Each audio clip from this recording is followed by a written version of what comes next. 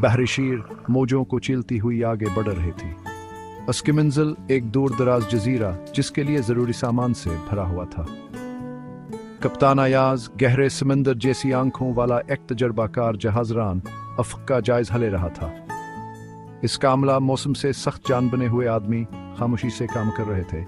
इनकी हर का तबरसों के समंदरी नंदगे से हमाहिंग थी। डेक पर हंसी की गूंज सुनाई दे रही थी जो पुरस्कून समंदर और इनके दरमियान दोस्ती का सबूत थी। सूरज डूब रहा था, आसमान को नारंगी और जामनी रंगों से रहा था। जवान के सफर पर खुशकिस्मती का खामोशु अधा था। दिन सूरज से नहाए हुए आसमानों और सितारों से जुड़ी रातों क्या एक ताल में ढल गए। कप्तान अयाज जिसका मौसम दहचर बरसों के तजुर्बे से नक्श था, समंदर की कहानियां सुनाता था। इसकी आवाज मौजों की हल्की सी आवाज के खिलाफ एक धीमी गड़गड़ाहट थी। अमला तजुर्बा कार बुजुर्गों और रोशन आंखों वाले नौजवानों का मरकब पूरे ध्यान से सुनता था। इसकी दानाई को जज्ब करता था। उनकी हिंसी, उनके मुश्तरका खाने, एक दूसरे की खामोश समझ आसमान की उसी औसत के नीचे इत्तेहाद का एक नक्शा बनाती थी। तीसरे दिन हवाकार खबदल गया। खेलती हुई हवा एक बर्फीले पंजे में तब्दील हो गई जो डेक पर चल रही थी। आसमान जो कभी नीले रंग का खीनुस था खतरनाक तरीके से स्याह हो गया। सूरज तूफानी बादलों किया ये कब बड़ी दीवार से निकल गया। बहरी शीर पर एक बेचीनी की खामोशी छा गई। हंसी की जगह एक सख्ता इंतजार ने ले ली।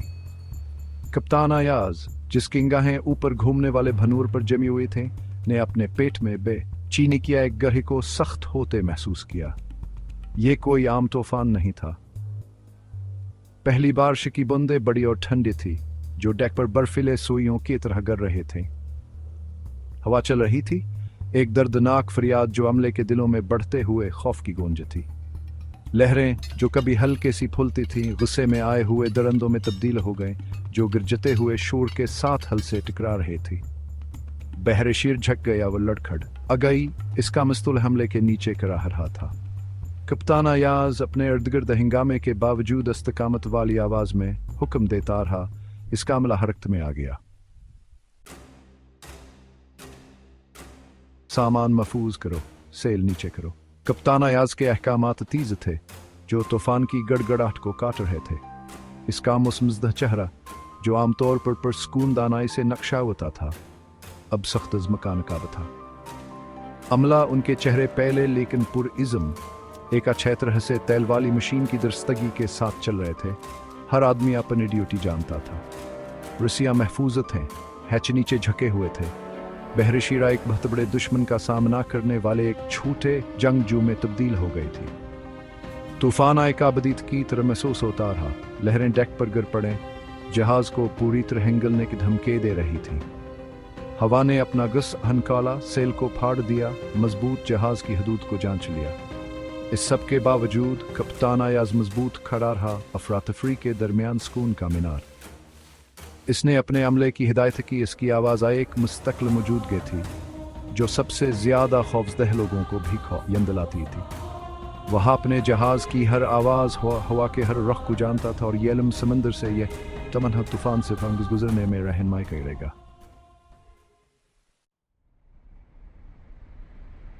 फिर जैसे हैशरो हवा तूफान थम गया। हवा थम गई, इसकी दर्दनाक फरियादा एक सरगोशी में तब्दील हो गई। लहरें अपने गुस्से से थक गईं, हल्की सी फूल गईं। आसमान अब आलूदा रहा लेकिन खतरा टल गया था। बहरी शीर जख्मी लेकिन नींद टूटी अब भय लहरों पर सवार थी। जिसका चहथकन से नक्श था ने खुद को एक छोटी सी मुस्कुराहट की इजाजत दी। उन्होंने तूफान का मुकाबला किया था। जैसे हमला जहाज के होल्डकिन सप्तन हिफाजत से बाहर निकला, कमजोर धूप में पलकें झपकते हुए हम पर राहत की एक लहर दौड़ गई। उन्होंने समंदर के गजब का सामना किया था और फातह निकरा भरे थे।